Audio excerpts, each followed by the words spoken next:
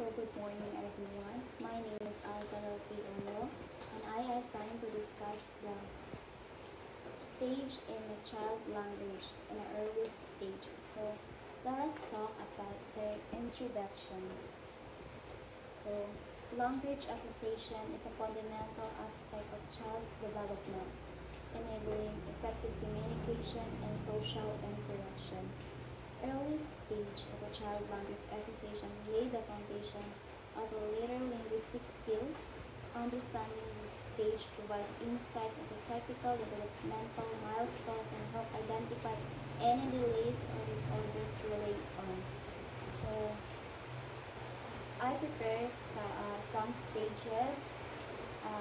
That's on the first stage, which is the pre-linguistic stage. So pre-linguistic stage, birth of 12 months. So crying and cooling, birth of 6 weeks, babbling 4 to 10 months, and joint attention and current talking. So kanina stage, di ari na magsugot og cry ang di ka na mag-cry kaayo, dahil makaform sila ka mga soft kayo nga tingog, like for example, istorya sila ba, pwede kaya da, or ma. So kana siya ng mga example is galing nila na makakuan sa pre-linguistic stage. Then next is holoplastic or one-word stage. So holoplastic or one-word stage is 12 to 18 months. So using single words to express ideas like milk, single word lang. Understanding the objects, action, and people. So kano siyang stage like kanay mga baby nga nabi ko sila gusto, then mo istorya sila sa makicommunicate sila, pero isa lang ka words pa ang ilang maganda. For example, gusto nila og milk. So, yun na sila, milk. So, one word pa. Then, next is 2-word stage, 18 to 24 months. Combining of 2 words, like one toy. So, 2 words and basic sentences struggle begins.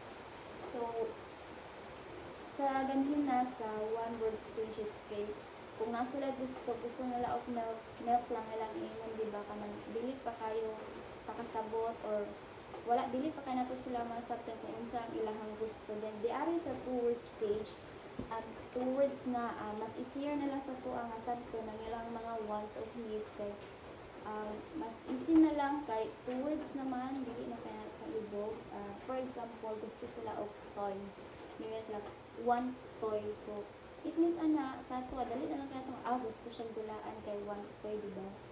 Then basic sentence struggle begins. So kanang maka-form sila og mga sentence pero dili pa kayo sila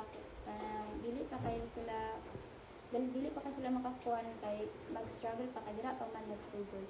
So dari sa sunod is a telegraphic speech, 24 to 13 months.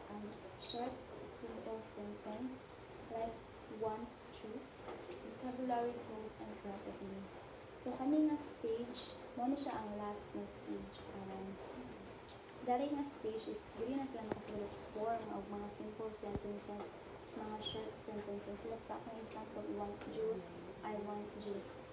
So yeah, mas easier na kaayo kaysa sa 2 words. Kay 2 words, 2 pa man sa dili kay 2 or many words naman ang ilang istorya sa 2 then masabtan na nato. Then next is the significance of early language development. So supports thinking and problem solving. So language helps kids think better, solve problems, and understand the world. So sa ato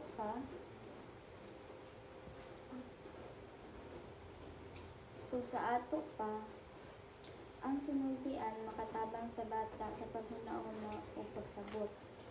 So kung i-support na to ang pangunauna sa mga bata, ang ilang mga problems, mas easier na lang sila sa pag-adapt or mas easier na lang sa pagsabot sa ilaha kay na may mag-guide sa ilaha to mas enhance social skills. So good communication help kids make friends and get along with others. Makatabang sa bata nga kuan bitaw maki-socialize sa lain, then nindot pud na siya good environment pud kung na siya mga friends mga kuan with. The next is prepare for reading and learning. So kids who are good with language early on do better. So mas maayo ang mga bata sa eskwelahan kay mas daghan sila may learn nga nato sila mga teachers, kay sila mga friends pud na pud sila yung mga way. And next is challenges and execution. So delays may occur due to hearing issues or other factors. So some kids have trouble learning language because of hearing problems, health problems, health issues, or other reasons. Naay mga bata bitaw nga kanang naglugos og dungog, dako ka na og kanang kuan kanang kalangan bitaw sa ilaha kay tungod kuan dili sila makadungog, kan dili kay sila mag-socialize sila, dili kay sila kay sila kay tungod dili sila makadungog. Then next is early help, speech therapy, engaging environment, and parental support. It's important to get help early if a child is struggling with language. Speech therapy and support from parents can make a big difference. Importante nga matabangan din ng mga bata na sila problem sa language. Then, tagaan to sila og parental support as a guardian, as a adult. Dapat ato sila i-help na mas sayo, mas early. Then, next is, yes, the conclusion. So, understanding the stage of early child language acquisition is essential for